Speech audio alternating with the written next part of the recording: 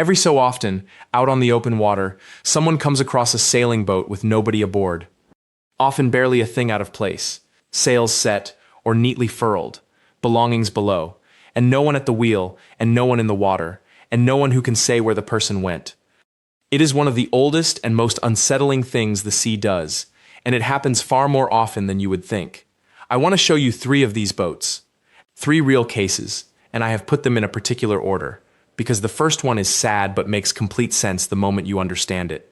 The second one has a detail in it that genuinely is unsettling and has never been explained, and the third will scare you enough to click off this video.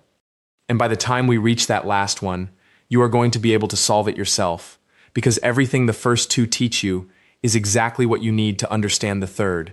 None of this is supernatural. That is the promise I will make you now. There are no monsters in this video. What is actually going on is stranger than a monster, because it is real, and because most of it could happen to anyone who steps onto a boat. The first boat is called Minky. In June of 2023, a man named Duncan Luigi set out from Plymouth, on the south coast of England, alone, in a 25-foot sailing boat. He was not a novice. Far from it. Luigi was an experienced sailor, a boat builder, and a yacht broker by trade. A man who had crossed the Atlantic single-handed and sailed to the Azores and back 3 separate times. He had even done the exact trip he was setting out on now, a single-handed run from Plymouth over to Baltimore, on the southwest coast of Ireland, before. He knew the boat, he knew the water, and he knew himself. He was doing it as part of something called the Jester Challenge, which is an event for solo sailors in small boats, and he sailed out of Plymouth at midday, and the following day he was seen near the Cornish coast, and after that there was nothing. He was due into Ireland a few days later. He never arrived. The other sailors in the event all either reached Ireland or turned back to other ports. Luigi simply never turned up, and there had been no contact from him since the day he left. A large air and sea search went up, and here is the first detail I want you to hold on to, because it comes back in all 3 of these stories. Luigi was carrying not 1 but 2 emergency distress beacons, and neither of them was ever activated, not 1 signal. Then his boat was found. Minky was located 70 miles off the Cornish coast, out in the open water. And she was fine, a 25-foot fiberglass boat, floating, intact. Duncan Luigi was not aboard her. Now this is the point in the story where the human mind wants a mystery, and I understand the pull of it, but I am going to be honest with you instead, because the truth here matters more than the shiver.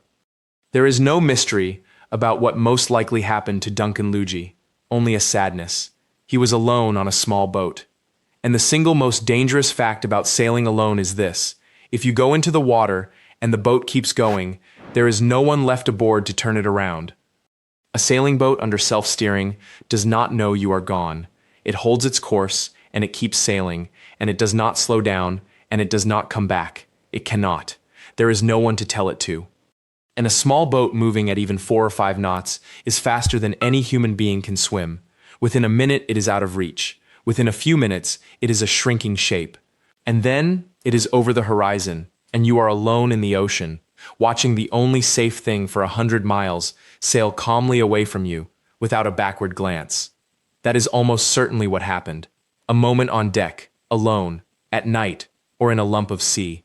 Slip, a lurch, a rope that pulled the wrong way, and a good and experienced sailor was suddenly in the water, and his boat, steering itself perfectly, simply carried on toward Ireland without him.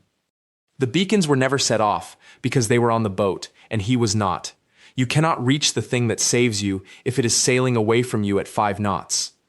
That is the first lesson, and it is the foundation for everything else. An empty, undamaged boat almost never means something happened to the boat. It means something happened to the person, and the boat, indifferent, kept going. The second boat is called Solitaire, and this one I cannot fully explain to you. Nobody can. The sailor's name was Neil Mackenzie, a Scottish sailor, and he went missing at sea. A search was mounted, as it was for Luigi, and in time that search found his boat. And Solitaire, like Minky, was empty, and like Minky, she was undamaged. No sign of a struggle, no sign of a disaster, no sign of anything wrong with the vessel at all. On the face of it, the same quiet story as the first. A sailor gone, a boat that outlived him. Except for one thing, And this is the detail that has stayed with me since I first read about it, and that I genuinely cannot get comfortable with. Solitaire was not drifting. She was anchored. Somebody had put the anchor down. Out there, at sea, the boat had been deliberately, purposefully anchored, and then the person who did it was gone. Sit with what that means, because it breaks the pattern of the first story completely.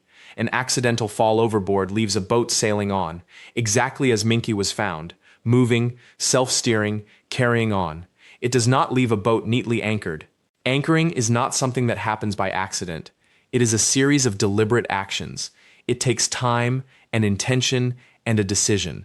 Somebody stood on that deck and chose to stop the boat and hold it in place. And then that same person was no longer aboard. Why would you anchor? People anchor to stop the boat from going somewhere, to hold position, to wait, to work on something without drifting, to stop and stay in one particular patch of sea on purpose. Every explanation you can reach for opens another question. If he anchored to go into the water for some reason, why did he not get back aboard a stationary, waiting boat? If something went wrong while he was anchored, why no signal, no sign, no trace? If he anchored to wait for something, what was he waiting for? Out there, alone. I am not going to hand you a neat answer, because there isn't one, and the ones people invent say more about the person inventing them than about Neil Mackenzie. What is real and documented is this: an undamaged boat, deliberately anchored at sea, and a man who put that anchor down and was never seen again. The first boat teaches you that the sea takes people quietly and leaves the boat behind. The second boat takes that lesson and adds the one thing it cannot account for, which is a human decision, frozen in place, with the human who made it gone. Which brings us to the third boat, the most famous of them all, and now you are ready for it. In November of 1872, a ship called the Mary Celeste sailed out of New York, bound for Genoa, in Italy, carrying a cargo of more than 1,700 barrels of raw alcohol. Aboard were 10 people: the captain, an experienced and well-respected seaman named Benjamin Briggs, his wife Sarah, their 2-year-old daughter Sophia, and a crew of 7. Just under a month later, on the 4th of December, the crew of another ship, a British vessel called the Dei Gratia, spotted the Mary Celeste some 400 miles off the Azores, out in the Atlantic. And she was behaving strangely. She was sailing an erratic, wandering course, as if no one had a firm hand on her. They hailed her. No answer came, so they sent men across in a small boat to board her and see what was wrong. And what they found became one of the most enduring mysteries in the history of the sea. The Mary Celeste was completely deserted. Every single one of the 10 people aboard was gone. But the ship herself was in remarkable condition. She was seaworthy. Her cargo of 1,700 barrels was almost entirely intact. There was food and there was water, enough to last months. The crew's personal belongings were still there, undisturbed. There was no sign of violence, no sign of a struggle, no sign of a fire, no sign of piracy. The last entry in the captain's log had been made more than a week earlier and had recorded nothing alarming at all.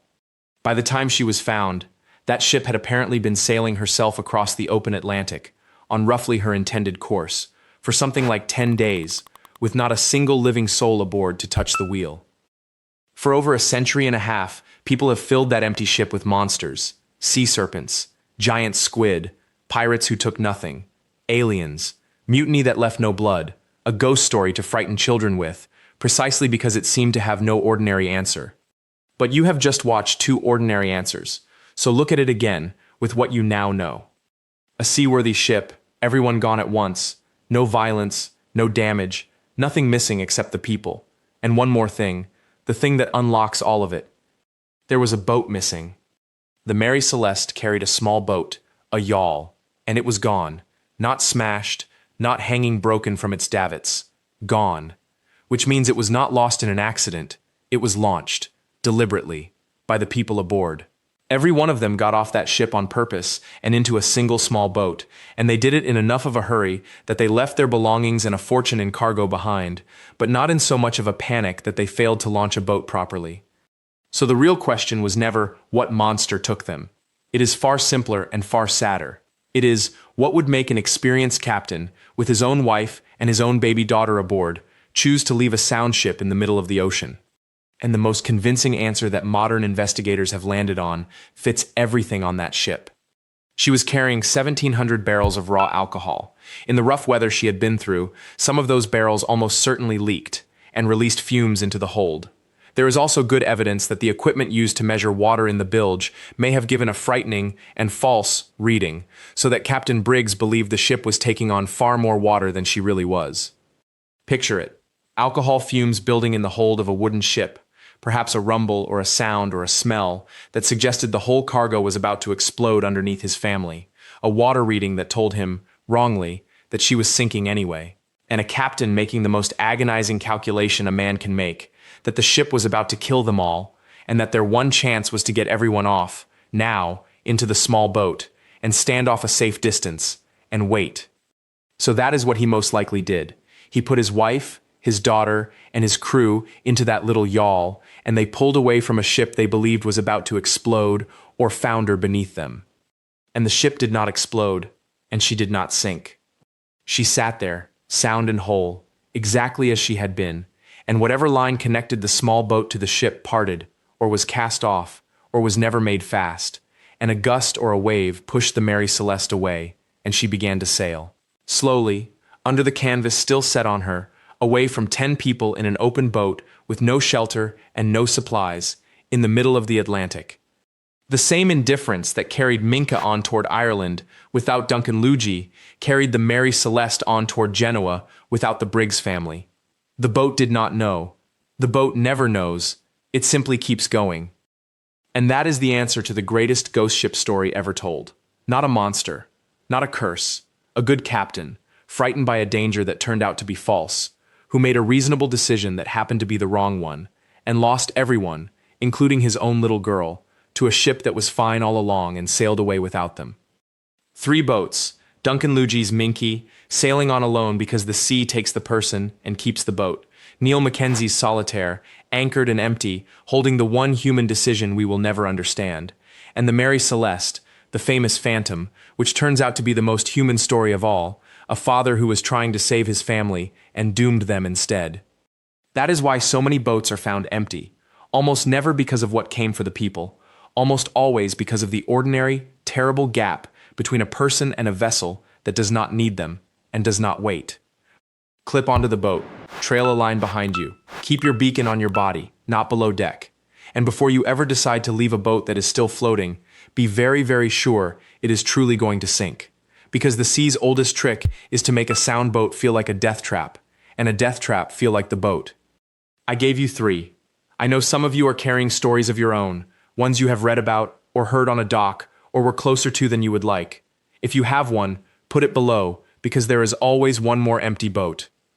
Rest easy, sailors.